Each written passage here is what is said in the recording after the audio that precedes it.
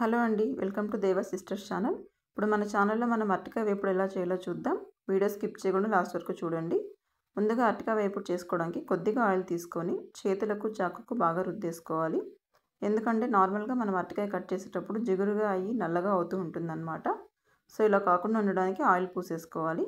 ఆ తర్వాత అరటికాయలు తీసుకొని 2 కొనలు కట్ చేసేసి ఈ విధంగా పైన తొక్క మాత్రం తీసేసుకోవాలి. తొక్క తీసేసిన తర్వాత ఒక గిన్నె తీసుకొని అందులో కొద్దిగా నీళ్లు పోసి కొంచెం ఉప్పు పసుపు వేసి పెట్టుకోవాలి. తర్వాత ఇందాక తొక్క తీసి పెట్టుకున్న అరటికాయ తీసుకొని దాన్ని చిన్న చిన్న ముక్కలుగా కట్ చేసేసుకొని ఉప్పు పసుపు వేసే నీళ్ళలో వేసేసుకోవాలి. ఈ విధంగా చేయడం వల్ల అరటికాయ ముక్కలు నల్లగా అవ్వకుండా ఉంటాయన్నమాట. ఇప్పుడు స్టవ్ మీద ఒక పెనం పెట్టుకొని అందులో 2 స్పూన్లు ఆయిల్ వేసుకోవాలి. ఆయిల్ వేడెక్కిన తర్వాత 1 స్పూన్ శనగపప్పు వేసి శనగపప్పు కొద్దిగా ఎర్రగా వేగినాక కట్ చేసి పెట్టుకున్న ఆనియన్స్ అందులో వేసేసుకోవాలి. ఆనియన్స్ కొద్దిగా మెత్తపడి వేగిన తర్వాత 1 స్పూన్ అల్లం వెల్లుల్లి పేస్ట్ అందులో వేసుకోవాలి. అల్లం వెల్లుల్లి పేస్ట్ పచ్చివాసన పోయే వరకు కొద్దిగా వేగనివ్వాలి.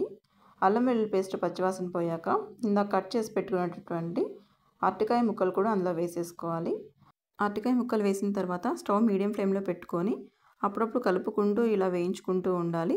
దీనికి మూత పెట్టి ఉడికించుకోవాల్సిన అవసరం లేదు, ఎందుకంటే అరటికాయ ముక్కలు త్వరగానే ఉడికిపోతాయి.